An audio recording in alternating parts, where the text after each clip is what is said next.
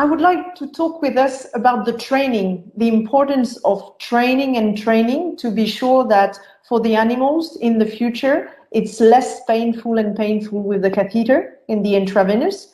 How do you think we can train, Lee? Well, you train by practicing putting catheters in. That's obviously, but I think it's obviously important to have someone guiding you in the beginning. And maybe it's better if you knew that you start on animals that are sedated or that are very calm.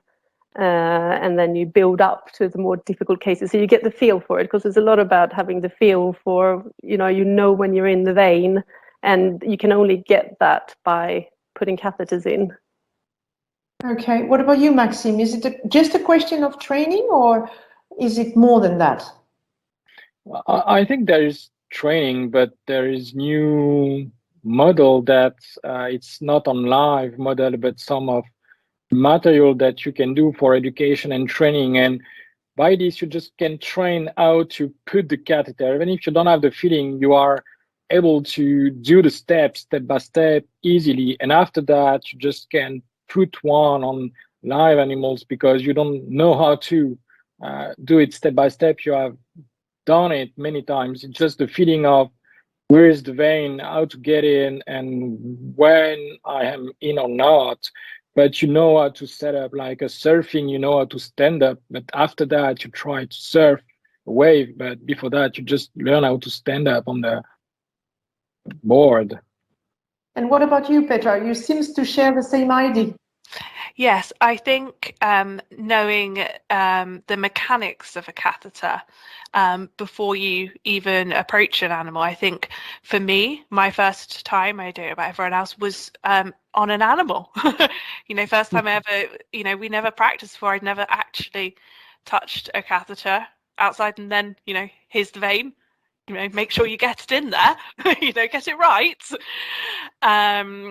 But actually, practices and veterinary schools allowing students to, even just practice with an out-of-date catheter would have made a big difference to myself, and I think it would make a big difference to future vets and nurses, because sometimes it's just, I think, knowing how to even get the stellette out properly, which a lot of people are very nervous about.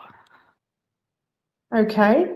And what about the different experience? I mean, Lee, you've been working in Australia. Can you talk about the way they work there?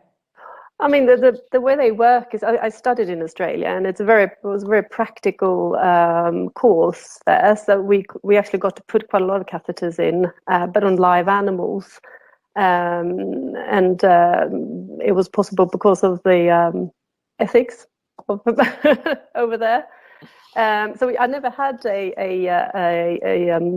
dummy to use for putting catheters in. Obviously, that's better for the animals to use that. But I got to practice a lot on live animals, and that was great, because when I started working as a vet, I could already put catheters in, and that gives you a bit of a confidence boost, with everything else.